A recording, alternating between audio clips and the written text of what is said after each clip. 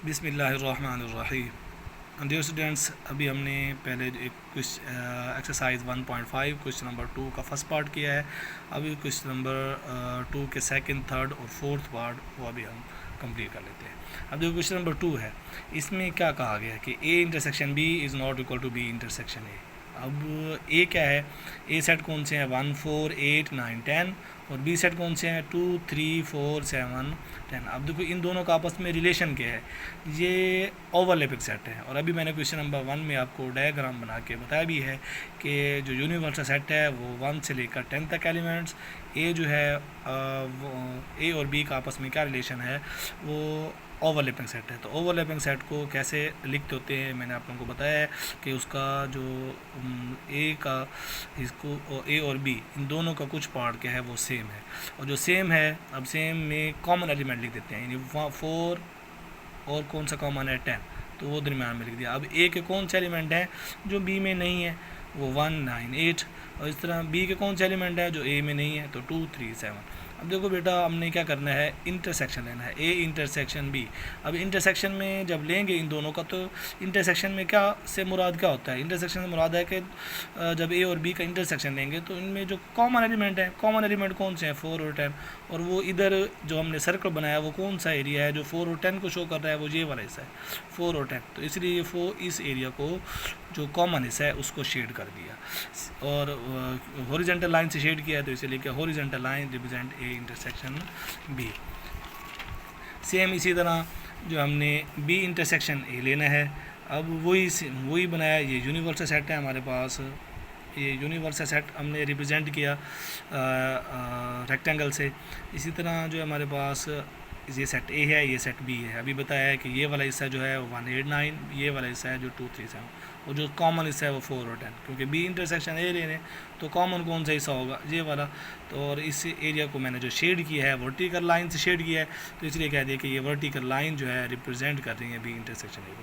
अब देखो बेटा, जो ए इंटरसेक्शन बी लिया था, ए इंटरसेक्शन बी लिया था, उसका भी यही वाला एरिया शेड किया है, और बी इंटरसेक्शन ए लिया है उसका भी यही एरिया शेड किया है। तो इससे ज़ाहिर हो गया कि ये जो ए इंटरसेक्शन बी और बी इंटरसेक्शन ए दोनों के हैं वो इक्वल हैं। सेम इसी तरह क्वेश्चन पार्ट नंबर जो थर्ड है क्वेश्चन नंबर 2 का, वो है A union B is equal to B union A. देखो बेटा, ये ए है 1 4 8 9, वही सेम जो है सेट्स हैं बी। अब सेम उसी तरह यूनिवर्सल सेट बनाएंगे जो रेक्टेंगल से रिप्रेजेंट किया था हमने। यूनिवर्सल सेट को रेक्टेंगल से रिप्रेजेंट किया। ये हमारे पास सेट ए है, ये हमारे पास सेट बी है, और जो सेम एलिमेंट्स हैं वो 4 और 10 उनको दरमियान में लिखा। जो बाकी एलिमेंट्स हैं ए के वो 1 8 9, और दूसरा जो बी के सेट हैं वो 2 3 7। अब देखो बेटा, यूनियन में क्या करते हैं, यूनियन जब दो सेट कर लेते हैं तो तमाम एलिमेंट्स अरेंज करके लिख देते हैं। यानी इसमें 1 भी आ जाएगा, 2 भी आ जाएगा, 3 भी आ जाएगा, 4 भी आ जाएगा, 7 भी आ जाएगा, 8 भी आ जाएगा, 9, सारे यानी सारे एलिमेंट्स आएंगे।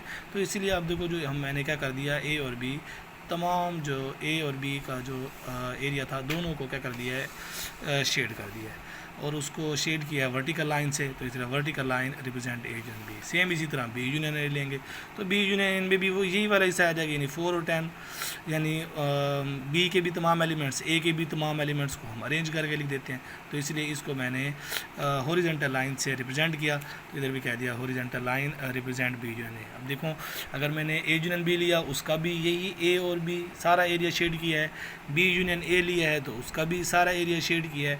तो इससे ज़ाहिर हो गया कि ये दोनों जो हैं A union B, B union A, दोनों क्या होते हैं, एक दूसरे के इक्वल होते हैं।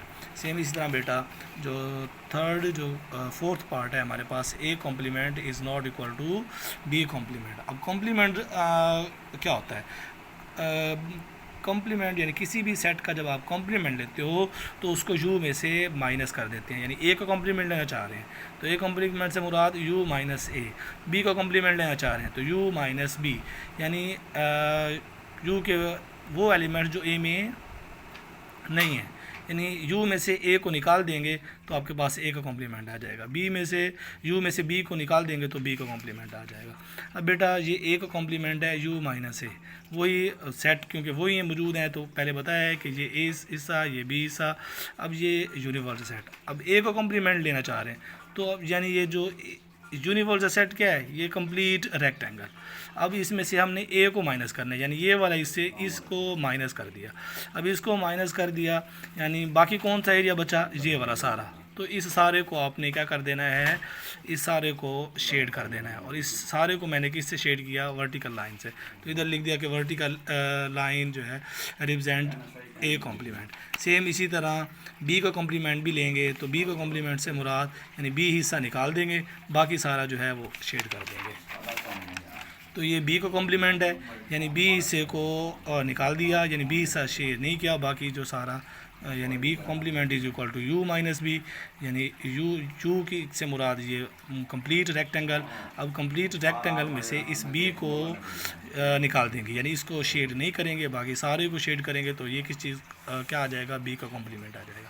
अब देखो ए का कॉम्प्लीमेंट लिया, उसमें सिर्फ ये शेड नहीं किया, बाकी सारा शेड कर दिया, और जब बी का कॉम्प्लीमेंट ले रहे हैं तो ये वाला हिस्सा शेड नहीं किया, बाकी सारा शेड कर दिया। तो इन दोनों से देखें तो ये दोनों जो हैं वो दोनों का एरिया सेम नहीं है। जब एरिया सेम नहीं है तो इससे ज़ाहिर हो गया कि ए का complement is not equal to B का कॉम्प्लीमेंट।